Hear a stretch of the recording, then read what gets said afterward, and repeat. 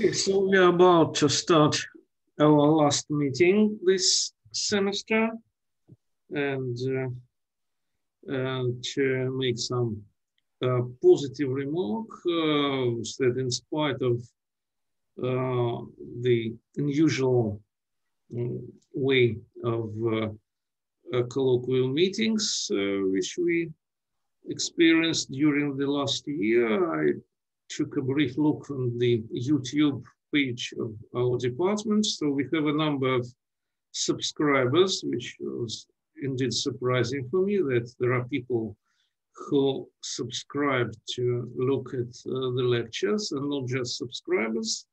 There is some statistics. There are non-zero numbers for each colloquium talk, and well, just to make a brief announcement, the YouTube star of our colloquium this academic year is Nikolai Vavilov from St. Petersburg with more than 150 viewers, which is, well, surprisingly large for me for such topics. Well, now let's go ahead, and I'm happy to announce our last speaker, Dr. Agatha Atkarskaya, which is affiliated both with the Hebrew University of Jerusalem and with our department. And the title of her talk is Combinatorial Approach for Burnside Groups of Relatively Small Odd Exponents. Please, Agatha. Okay, thank you very much. First of all, I want to say thank you for inviting me to give a talk. So today I'll speak about our joint work with Professor Katrin Tent and Professor Ilya Rips. So let's begin from general introduction. So the group is called periodic if every element in this group has finite order. And okay, we know that every finite group is periodic, but we can ask another question, whether if we have finitely generated periodic group, is it necessarily finite? And this is a question which was asked by Burnside in 1902, so in the beginning of the previous century. And like, as far as I know, like he thought that answer should be positive. And okay, in 1911, Schur proved that if we have finitely generated periodic subgroup in JLM over C in matrices, then it is finite. So it shows that if finitely generated periodic subgroup is infinite, like if such groups exist, then this is, how to say, rather exotic objects. Because you see, for example, in matrices, like in groups which we know, how to say, from real life, this cannot happen. However, well, it's turned out that in general, answer to this question is negative. Indeed, there exist finitely generated periodic subgroups which are infinite. And this answer was obtained by Golod and Shafarevich in 1964. And well, this is a big work. Yeah, this is, first of all, was kind of unexpected answer. And this is a big problem. It was a difficult proof and difficult work. However, okay, now we know about periodic subgroups. Now let's ask, like, let's put more restrictions. Let's ask if we consider a group with exponent n, namely that group with the identity w to the n is equal to 1, finitely generated, then if this group is necessarily finite.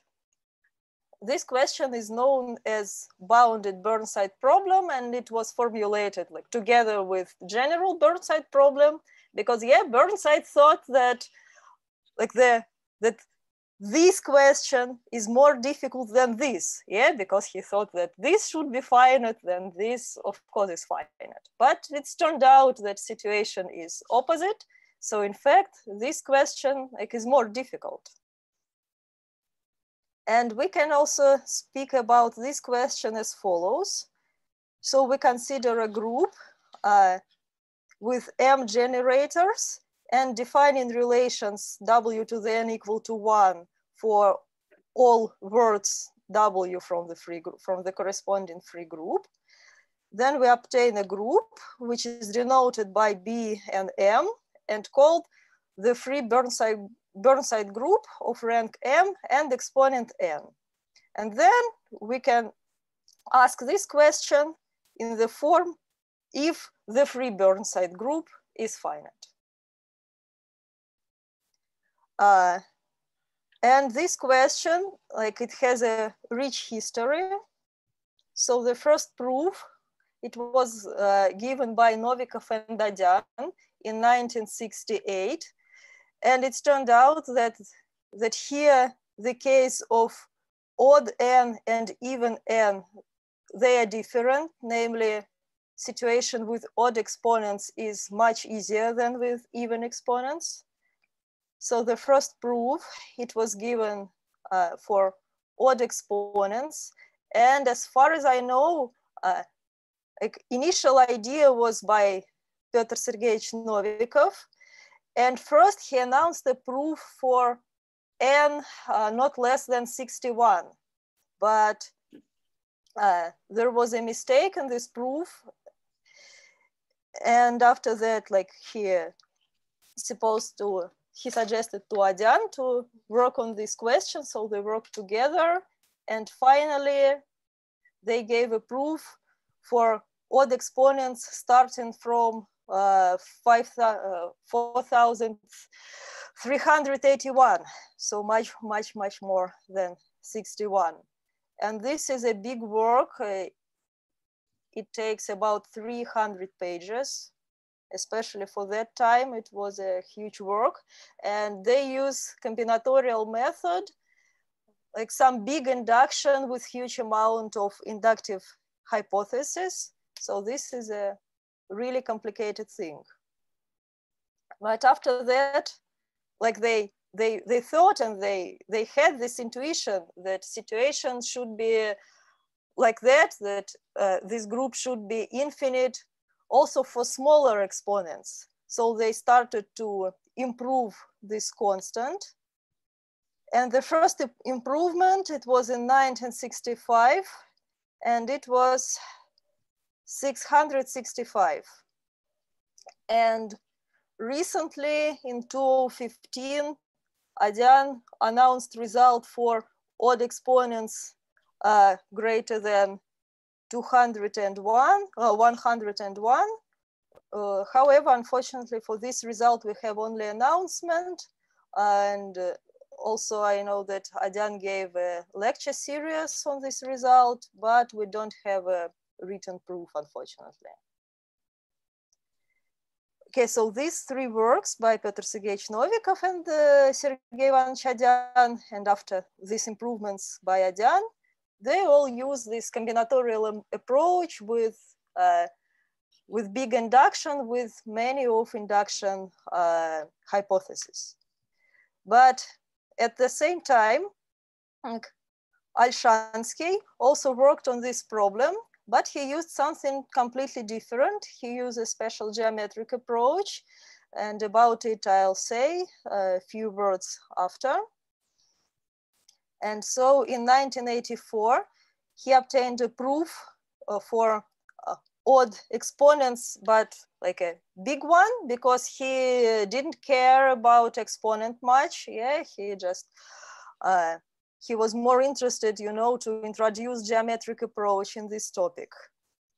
And at the same time, Ilya Rips, he also worked on this problem and also in geometric terms. And what is special also about this approach, this proof is much shorter than proof of Novikov and Adyan. And this proof also, it's a part of famous book of Alshansky geometry and defining relations in groups. But all these things were about odd exponents. But after that, it was a work on even exponents.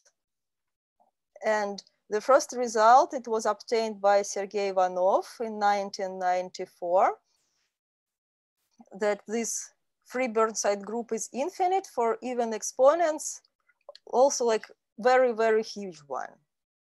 But after that, this result was improved by Igor Lisenek in 1996. So the last bound is 8,000. And also like this is a huge work. I even don't know how many pages, I think. First of all, more than in Novikov-Adyan proof.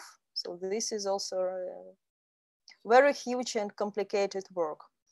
And he used also a geometric approach, but for even exponent, even geometric approach cannot give you a simple proof. And also there is another new approach, which was developed by Delzant and Gromov, and after that improved by Coulon. And this is also geometric approach, but this is something completely different. It's about action of this Burnside group on some special metric spaces. And here authors, they also didn't care about the exponent. So this works for some huge exponents n. But again, here it's more interesting, like their new approach, yeah, how to work with Burnside groups. And also let me say about situation with small exponents n, because you see all these results, they are about significantly big exponents. But what we know about small exponents?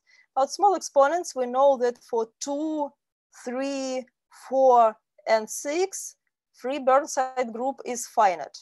Well, okay, for 2, it's kind of easy thing, because for 2, it's abelian. But for 3, 4, and especially for 6, this is also a difficult result. And so all the rest exponents are not known for now. So no, for example, nobody knows what happens with free Burnside group of exponent 5. And I think this is like kind of very difficult question. And also, say if we speak about exponents less than 13, I think all these questions are very, very difficult. After 13, I think we have a chance, at least we have a chance to prove that they are infinite. Yeah, because situation looks like that free Burnside group, at least for odd n, it should start being infinite like very quickly.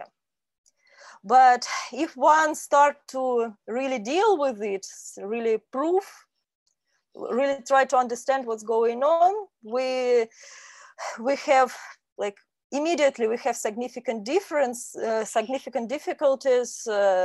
which are connected with the exponent, that we don't have enough room for our argument if exponent is too small.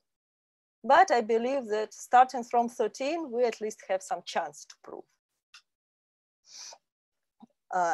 Okay, at least some chance, you know, to have some unified technique. Yeah, I believe that for 5, for 7, for each of these group, maybe we need to invent some new technique special for every exponent. But starting from 13, maybe it will be possible to prove using some uniform method. Okay. Also, I want to mention about another question which is connected with Burnside problem, which is called restricted Burnside problem. And it was stated in 1930s. And it asks the following, like, now let's consider finite groups with M generators and exponent n. And the question is, whether we have finitely many, up to isomorphism, finitely many such groups or infinitely many such groups.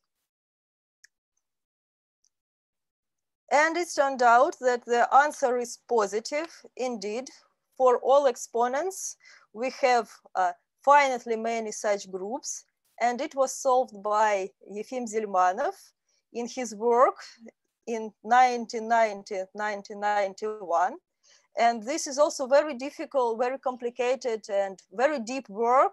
So Yefim Zelmanov was awarded the Fields Prize for this work. So you see, like, this is a really deep problem. But however, like, methods is completely different from bounded Burnside problem. But still, so you see, this world is it's really interesting. Like, we have absolutely strange infinite free Burnside group. But at the same time, if we consider finite groups with this condition, we have only finitely many. Okay. So now let me start to speak about our approach. So in our work, we study bounded Burnside problem, and we prove the following theorem, that the free Burnside group is infinite for rank not less than 2, and for all odd exponents n not less than 297. And our work basically, like, it's based on iterated small cancellation theory, and also the idea of Ilya Rips about canonical form of relators in this group. And in general, all these things we put in a combinatorial framework. So our work is more in spirit of work of Novikov and Dadian. So now let me speak a bit about objects which we deal with and about techniques. So first of all, I want to give a brief introduction in small cancellation groups. So we consider a group with M generators and defining relations. This set can be finite, this set can be infinite, like both works. But we require that the set of generators is closed under taking inverses and cyclic shifts. Then we can consider common subwords, or since we require being closed under cyclic shifts, it's the same as to consider common prefixes of relators. So if we have some common prefix of two different relators, then this prefix is called a small piece. And the condition is as follows, that for every small piece and every relator from the list, small piece is strictly less than 1/6 of the relator. This, like here, I mean that this is length of a reduced words in this alphabet. So length in letters is strictly less than 1/6 of length of a relator. And if this holds, then every relator cannot be represented as a product of less than 7 small pieces. And I want to say that this class of groups, it's interesting by itself. And it was introduced, I think, in 1910 by Max Dehn, when he studied group of surfaces of closed group of surfaces of closed orientable manifolds. And he found for these groups that they have such a presentation that defining relations has very small interaction with each other. And after that, this class of groups, it was studied by Tartakovsky, by Grindlinger, by Linden and Schub. And it's turned out that like these groups have many interesting properties by themselves, but like a new meaning they start to have after hyperbolic groups by Gromov was introduced, because these small cancellation groups finitely presented. If they are finitely presented, then this is an example of a hyperbolic group. So now, also we can say that in a sense, this group is quite close to free group. Of course, this group is not free. Yeah, we have defining relations here. But since defining relations has so small interaction, in a sense, it's kind of almost free.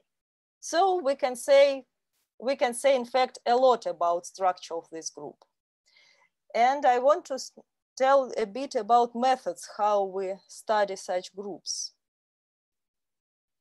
So first of all, we always can say that group which satisfies this small cancellation condition is always non-trivial. Let me briefly explain why. Okay, let's consider a word which belongs to the corresponding normal subgroup. So the word which represents identity in our group G. Then this word, it is a product of conjugates of relators. And since our set of relators is closed under taking inverses, here I can take only positive powers. Then let's represent this product graphically. Namely, we have some initial point, and these words we write like segments, and these relations we write like closed loops. And so we do this for every relator Ri1, Ri2, etc. Then if we look at the boundary of this figure, like it's U1, Ri1, U1 inverse, U2, Ri2, U2 inverse, etc. So on the boundary of this figure, we can read this word W. Now, let's do a transformation of this figure. Namely, like this is a planar graph. So we make a folding. Namely, if we have two edges which goes from one point and have the same mark, then we glue them together. Okay, so we do these steps until we can do. So we do this folding, do, and after that, we obtain the final result where it's not possible to perform folding anymore. And the result is called a one-component diagram. And you see, when we perform folding, then outer boundary of this figure doesn't change. So in the resulting one-component diagram, on the boundary, we still can read our word W. And in general, if we look at one-component diagram, it consists of blobs like that, which consists of regions with relators written on the outer boundary, and segments like that, which connect such blobs. And of course, it's interesting like to study only these blobs. Yeah, nothing interesting with these connecting segments. Okay. So now let's look at this blob and let's apply our small cancellation condition. Okay, let's look at this common part of two relators. This common part by definition is a small piece. And we know that every relator cannot be written as less than 7 small pieces. Therefore, if we look, for example, at this relator and look how many, and assume that this relator is inside one component diagram, doesn't have common pieces with boundary. Yeah, so assume that around we also have many, many, many regions.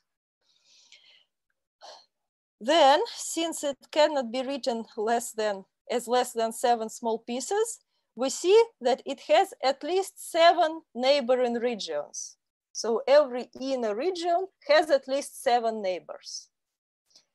And having at least 7 neighbors is a very, very strong property, because there is a very important statement which is called Grindlinger lemma, was proved by Grindlinger, which states that in this case, there exists a region with at least 1/2 of its perimeter on the outer boundary. So if inside every region has 7 neighbors, then necessarily outside we will have at least 1/2 of some relator. Okay, so we know that our word is equal to 1 in the group G if and only if it can be written in the outer boundary of some Van Kampen diagram. But on the outer boundary, we have at least 1/2 of some relator. Therefore, if word is equal to 1, then it must contain at least 1/2 of some relator. Therefore, if word doesn't contain 1/2 of any of relators, then it's necessarily is not equal to 1 in our group G. That is, we have this sufficient condition of being non-equal to 1. Okay, so we always can take less than 1/2 of the shortest relator, and it satisfies this sufficient condition. So it is not equal to 1 in our group G, but this word always exists. So our group G is always non-trivial. So this, how small cancellation condition helps us to see that the resulting group is non-trivial. However, we can use small cancellation condition in different terms. Namely, first of all, let's consider elementary transformation. We take a word U, we split some relator in 2 parts, and assume in this word we have an occurrence of one of subwords. Here I meant that it's not V, it's U. So it's U capital is equal LUR. Then these 2 words, of course, they represent the same element of our group G, because UV inverse, it's a relator. Then we consider transition from LUR to LVR. So transition between 2 equal words. And such transition is called a turn. And the point is that 2 words in the group G represent the same element if and only if they are connected by a sequence of turns. And let us look how small cancellation condition helps us to study this equivalence. Okay, now we take our word U and we consider maximal occurrences of powers of relators. Maximal, it means that we cannot prolong it to big occurrence of power of relator. Then such occurrences, of course, they can be absolutely independent and separate, but also they can overlap. And the point is that the overlap is always a small piece. Why? Because if this is not a small piece, then these 2 occurrences, we can glue them to 1 occurrence. And this already contradicts to maximality. So we also can say that if X and Y, they are long enough, then C is relatively short. And now, okay, let's look at some turn. So we consider turn from M1 to M2, and X is a maximal occurrence, like neighboring maximal occurrence. then what can happen with the corresponding maximal occurrence after the turn? If we had turn from M2 to M1, like here in this picture, overlap may appear, but it's an overlap of maximal occurrences, so it's a small piece. Or if we consider opposite transformation from M1 to M2, then overlap disappears, but still it's small, so we have a small influence on the neighboring maximal occurrence. And this is in a sense a very small, a very strict property, which we have again because of small cancellation condition, because of this thing, common piece cannot be big. So we have this small influence after a turn to neighbors. And let me explain what it gives us. Okay, so let's take some arbitrary word A. Then we can take such an A prime, which represents the same element of the group G, but A prime does not contain more than 1/2 of any of relators. Yeah, because if A consists some long power of relator, then we can collapse it, because we can always take the bigger part and put, instead of bigger part, its complement, which is smaller. Yeah, because if one side here is more than 1/2 of the relator, then its complement is less than 1/2 of the relator. And length of a word decreases, so this process finishes in finite number of steps. And by the way, this is also a very important process, which is called Dan algorithm. Okay, so for every word A, we can take such a representative which does not contain more than 1/2 of any relator. And now, since we know about this small interaction here after turns, we can prove that in fact, such two words represent the same element of the group G if and only if they are connected by one layer map. One layer map, it looks like that.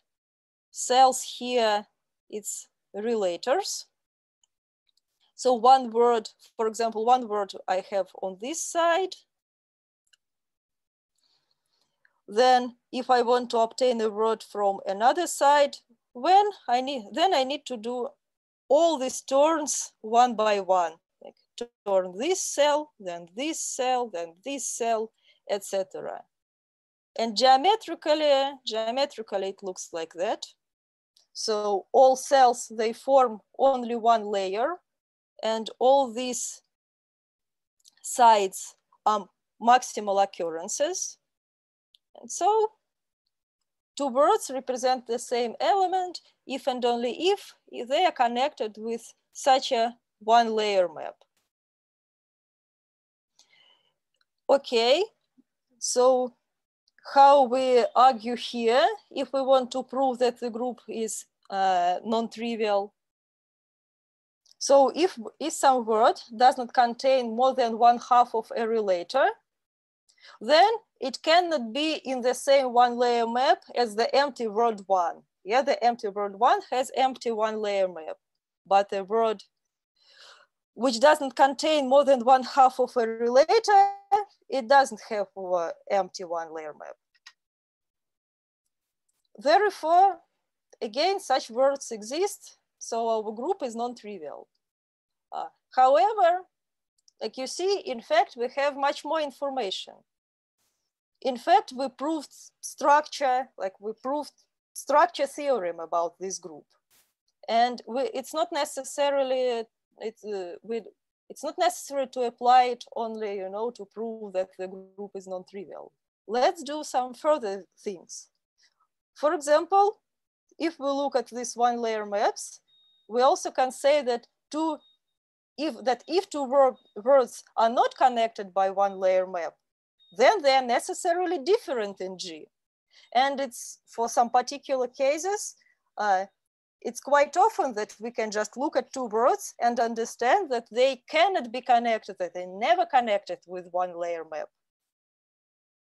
So yeah, they represent different elements. Therefore, this structure theory also helps us to see whether the group is finite or infinite. Yeah, because if we can find infinite number of elements such that they cannot be connected with one layer maps, they're necessarily different. And this is already closer to our Burnside problem. Okay, now let's speak about Burnside groups.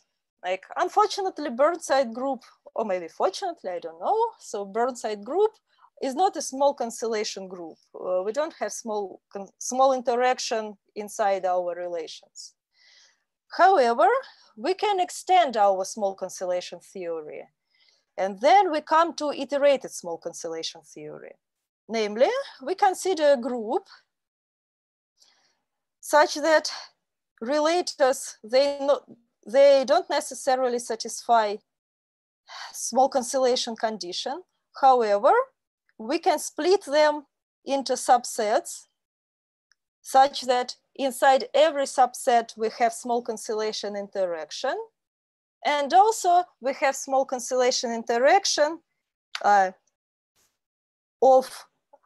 subset with higher number modulo subsets with smaller number, kind of small cancellation modular smaller ranks. And such groups are studied by iterated small cancellation theory.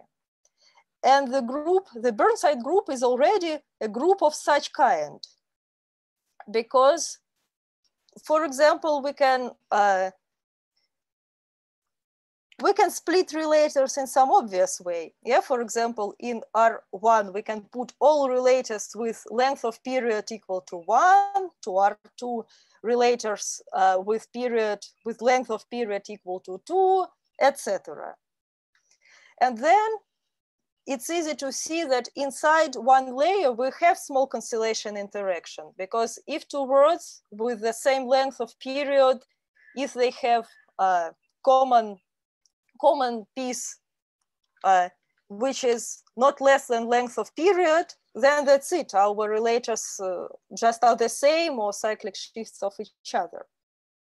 So if exponent is big enough, namely if exponent is at least 7 inside one slice, like inside one subset, we have small cancellation property. And in fact, it's possible to prove that we also have kind of small cancellation property modular smaller ranks if we split relations by length. And so, but this is a big work already. And so, like, at least I wanted to give you an intuition that the three Burnside group is a group of such kind. Yeah, it's a group which supposed to be studied using iterated small cancellation theory. And okay, now I want to speak about our method in more detail. Like, first of all, let me say that we don't split relations into subsets according to their length. We use another idea. But first I want to show you like general scheme of proof. So we split our relations. I will explain later how we split them, but still we split them into subsets. And we split the factorization in Burnside group into countable number of steps. So we start with a free group. We take the first set of relators. We study the corresponding quotient group, and we choose, for every cassette here, we choose a canonical representative, which is denoted by can1. After that, in canonical representatives of rank 1, we choose the new subset of relators, and consider the next quotient group. We build canonical representatives here, canonical representatives of rank 2, and etc. And we iterate this process. So we obtain countable number of steps. And at every step, we construct canonical form of rank R. And after we prove that this inductive process exists, at the end, we show that it's possible to construct a global canonical form for every word, which does not depend on rank. And this global canonical form satisfies the following property. So two words represent the same element in the Burnside group if and only if they have the same canonical forms. And as a final step, we show that there are infinitely many different canonical forms. Therefore, there are infinitely many elements here. And now I want to tell you about first two steps of our method, because they give a pretty good intuition in what's going on. First of all, let me explain how we separate our relators. So the first set of relators, it's such relators x to the n that the period and its inverse and cyclic shifts of them do not contain power words a in tau 1. Yeah, tau 1, it's 7 everywhere. So that cyclic shifts of this period do not contain 7th powers.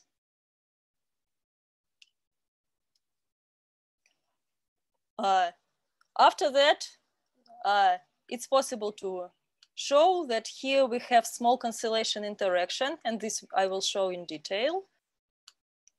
So we can work, so to say, we can work with this quotient group at the first step. After that, after we deal with the first, after we are done with the first step, like we construct this. This is like some special canonical representatives, and the next subset we take from these special canonical representatives, and here we require that on the one hand, if they contain 7th powers, these are 7th powers of relators from the first set.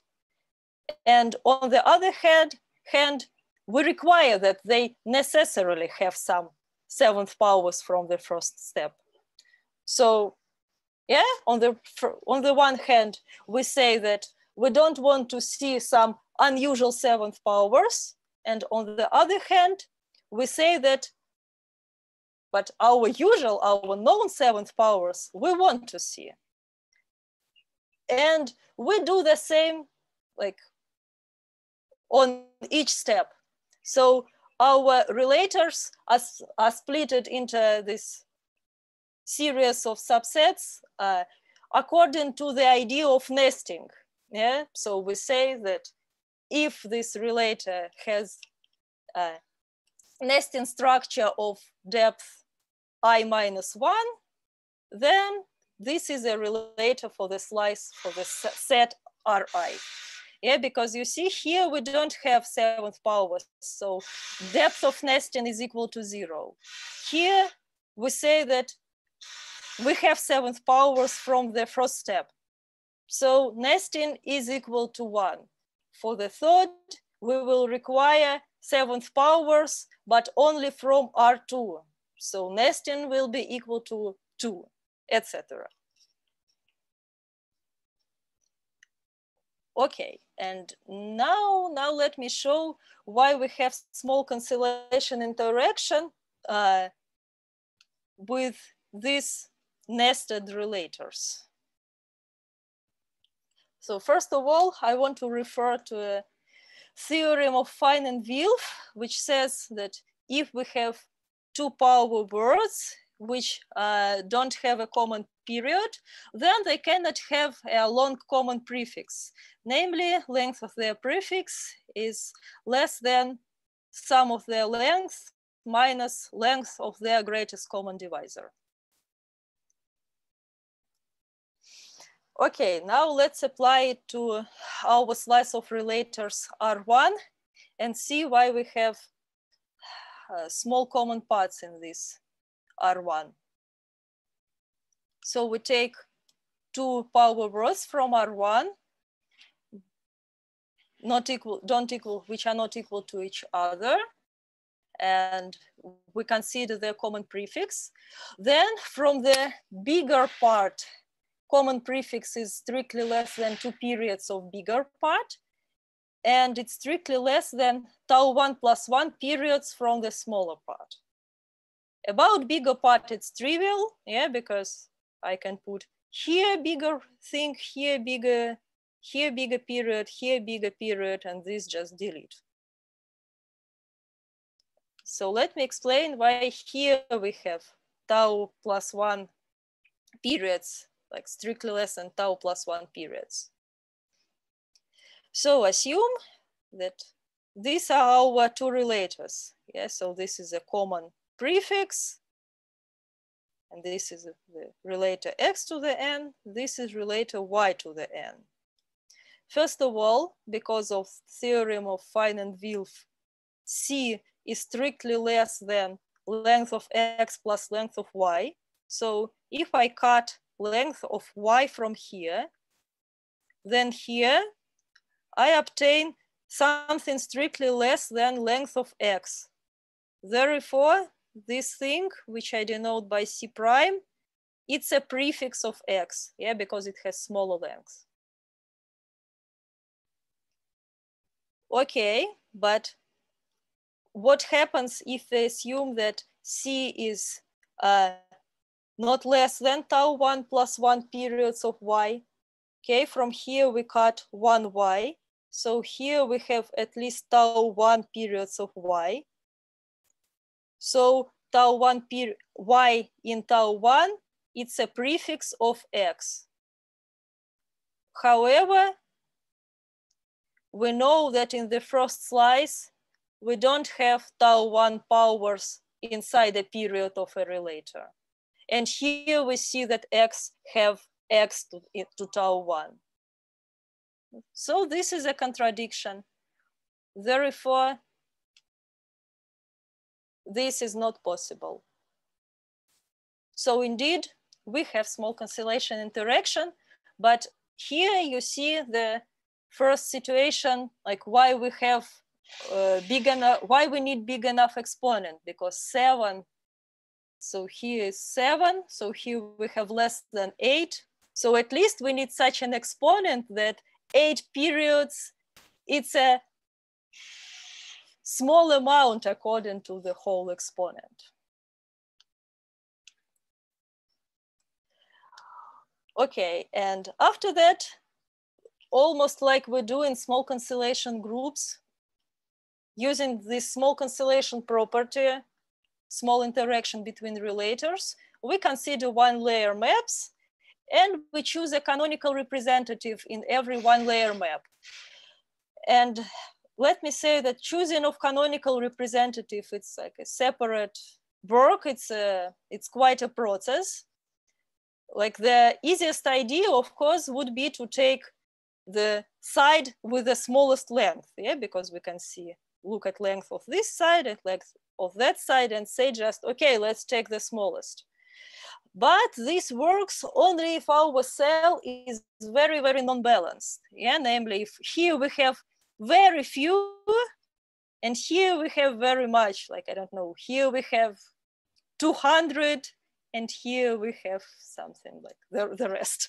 Then of course we choose the smallest. But if they are more or less balanced, something close to 1/2 here, something close to 1/2 here, then this idea does not work, and we need to invent some special process. But I will not go into details, but you just want to focus your attention that such local criteria as length does not work. And in fact, like in general, local criteria does not work here. Like if you want to choose a canonical form with some good properties, you have to use a global criteria which takes into account the whole world. Okay, but in any case, in the first step, we look at one layer maps, like in small cancellation group, and choose canonical representatives. And after that, we prove that, first of all, they're in fact canonical. That is, like, two words represent the same element in the group on the first step, if and only if their canonical forms are the same. But also canonical words have a good stable property according to multiplication.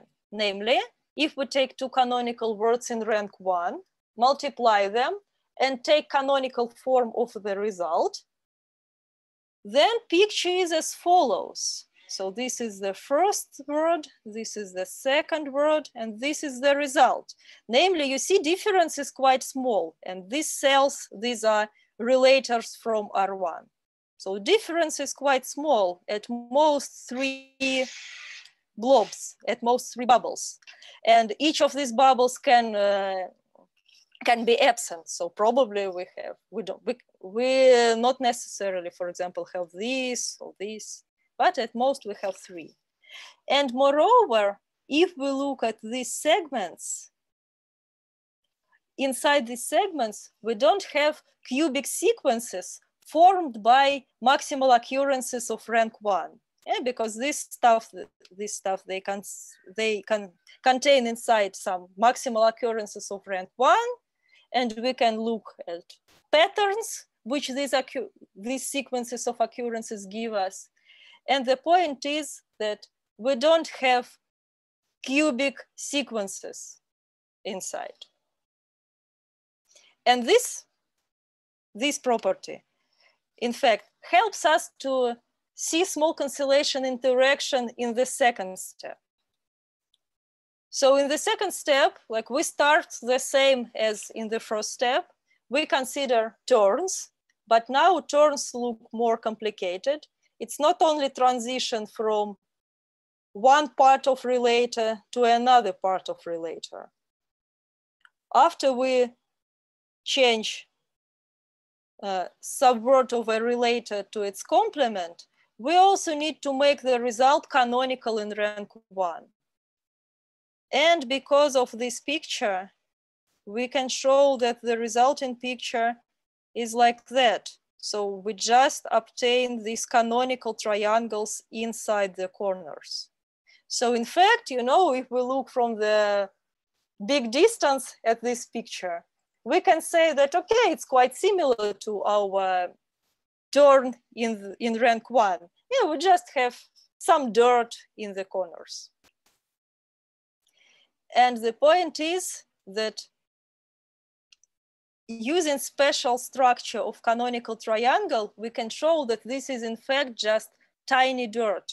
Namely, we can show that inside a canonical triangle, we can have not more than tau 1 periods of rank 2. Yeah, if we have some periodic subword inside, we can calculate how many periods it can have. And it turned out that it has not more than 7 periods. So in fact, this side, it's relatively small with respect to the whole relation. And in order to use our technique with one layer maps, we need to show again that after a turn, we have a small influence to neighbors. So assume this is a neighbor, already a maximal occurrence of rank 2, and assume it can be continued after a turn. Then we need to calculate how much it can be continued. And if we apply some trivial estimation, we see that inside a triangle, we have less than 7. And this is common part of 2 relators of rank 2. this is less than tau1 plus 1, less than 8. So in general, all this overlap is less than 15 periods. So again, yeah, this constant doesn't depend on rank. This constant will be the same in all ranks. So indeed, if our exponent is big enough, this is a small piece, so small interaction, and we can continue the same process and iterate it. Okay, so inductive process works. And as a result, we can take a word and start to make it canonical in steps. So first make canonical in rank 1, then in rank 2, in rank 3, etc. And we can prove that this process stabilizes after a finite number of steps. So the result is a global canonical form. And for a global canonical form, we can show its main property, that it's in fact canonical, that two words represent the same element of a Burnside group, if and only if their canonical forms are equal. And by the way, let me notice that in fact, this also means that using our method of splitting relators, like of organizing relators by nesting, it in fact covers all the relators. Because if it doesn't cover all the relators, then it's impossible to have such property. Okay, and the very last step is we consider cubic free words, words without cubic powers inside. And such words, they are always canonical. We don't have to do anything to make them canonical. Roughly speaking, because if we have word free of cubes and we try to make a turn, then on the other side, like after we turn something less than cubic, on the other side, we have huge number of periods. So we have this non-balanced cell, which I was talking about. So, but such a non-balance we never need to do. Yeah, because in our situation, in non-balanced case, we never perform a turn. Therefore, cubic free words, they are always canonical, and two different cubic free words cannot be connected by one layer map of any rank. Therefore, they represent different elements of a Burnside group. And it is known that there are infinitely many such words. Therefore, in the free Burnside group, there are infinitely many different elements. So this group is infinite. And this completes the proof. And let me remind that all these calculations, they work for exponent not less than 297, basically because of this constant 15. And also if we want, since we need to study some inside of a canonical triangle, here we also get some restriction on exponent. We need like enough room, to introduce certain amount of constants, like of technical constants. So finally, we come up with this number. And also, just let me briefly say that for even exponent, it will be a more complicated process to choose a canonical form, but still it is possible. So our next plan after this work is to deal with even exponents. And that's all that I wanted to say. Thank you very much for your attention. Let's thank the speaker. Questions? I enjoyed the talk. Oh, hello, Losha. I haven't heard from you for a long time. Yeah. Nice to see you. And by the way, happy birthday again. Thank you, and you too, by the way. So, I have a very weak question. So in this sequence on your way to the global canonical form, is it obvious that this sequence stabilizes after a finite number of steps? Can you explain why? Because you have, say, countable, number of induction terms as you well, it is not obvious, but the idea is as follows. So you start with some word. Imagine like you have some periodic subwords inside. And after you start to make this word canonical, these periodic words, first they collapse a little bit, collapse. And after that, they collapse so much that you don't have a diversity of periodic words. So in a sense, they stop to change at some point. So at some point you have just finite number of periodic subwords which you need to transform. Okay, thank you. I have a remark, small remark. So I shall emphasize that this work of Agatha and Catherine, it has two, so to say, two sides. One is purely the result, the number, that is, let me say like that, the best known number written one. I mean, there is a result of Adyan, which, and it's commonly known that Adyan didn't have some mistakes. He was very precise scientist, but nevertheless, formally, it was very difficult to write down the result, and so to say, it is announced but not completely written. So the result of this number is to find about 300 is the best written one.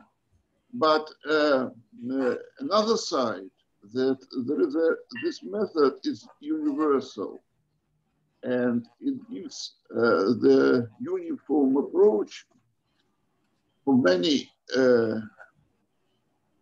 problems of Burnside type. And hopefully,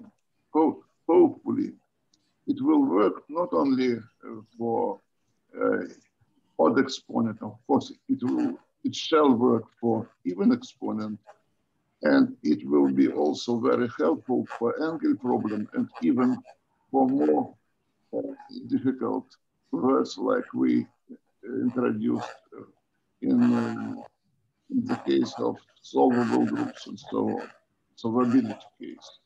So, yeah, also let me notice that